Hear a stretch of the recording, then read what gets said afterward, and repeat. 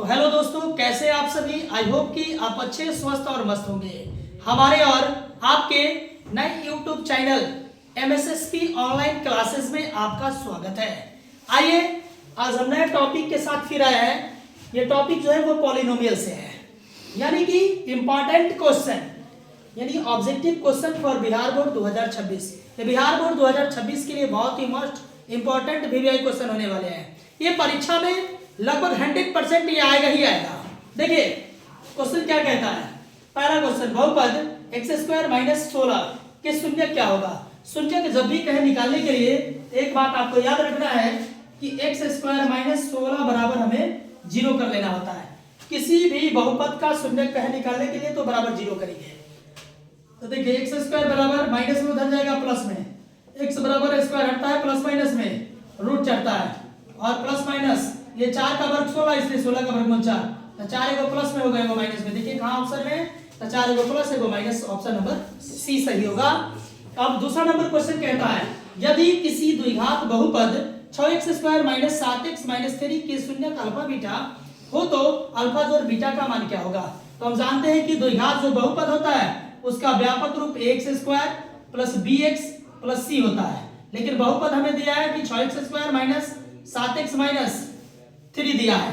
तो देखिए हमें क्वेश्चन में पूछा है कि इसके शून्यक अल्फा बीटा हो तो अल्फा जोड़ बीटा का मान क्या होगा। और हम जानते हैं कि अल्फा जोड़ बीटा जो होता है वो -b/a होता है। तो देखिए a का मान 6, b का मान -7 और c का मान 3 है। तो देख लीजिए b का मान -7 दिया है और a का मान 6 दिया है, मतलब माइनस प्लस बटे कितना 6। ऑप्शन में 7/6 कहीं होगा, तो ऑप्शन नंबर ए इसका राइट आंसर होगा।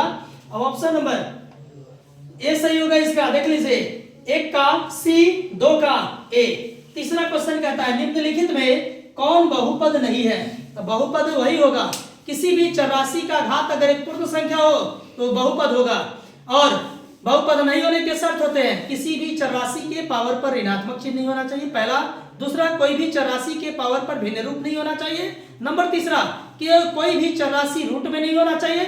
और चौथा, कोई भी चरराशि अचर या चर राशि के बटा में नहीं होना चाहिए। अगर ये रहेगा तो ये बहुपद नहीं होगा। ये 4 शर्त होता है। तो देखिए अधिकतम घातु है, अचर राशि रूट में हो सकता है, मतलब ये सही है। 9x² - 4x + √2 ये भी सही है।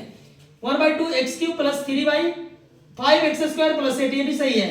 देखिए अभी मैंने जस्ट बताया कि कोई भी चर या अचर के बटा में चर राशि नहीं होना चाहिए है, इसलिए बहुपद नहीं होगा, इसलिए ऑप्शन नंबर डी सही होगा। चौथा कहता है, यदि अल्फा, बीटा तथा गामा त्रिघाती बहुपद ax³ + bx² + cx + d के शून्यक होगा तो अल्फा बीटा × गामा क्या होगा। यानी त्रिघाती बहुपद के शून्यकों का गुणनफल है, और त्रिघाती बहुपद के शून्यकों का जो गुणनफल होता है वो c/a होता है। ये कथी, ये 2-2 करके होता है, गलती हो जाएगा, इसलिए c/a नहीं मारेंगे। हमें कहा सीधे शून्यकों का गुणनफल 2-2 लेकर के कहेगा तब होगा c/a, लेकिन सीधे शून्यकों का गुणनफल कहेगा तो -d/a होगा। तो एग्जाम में इसी तरह के क्वेश्चन पूछे जाते हैं। तो इसी तरह के वीडियो पाने के लिए हमारे YouTube चैनल को सब्सक्राइब, लाइक और कमेंट जरूर करें, साथ ही शेयर करें। धन्यवाद।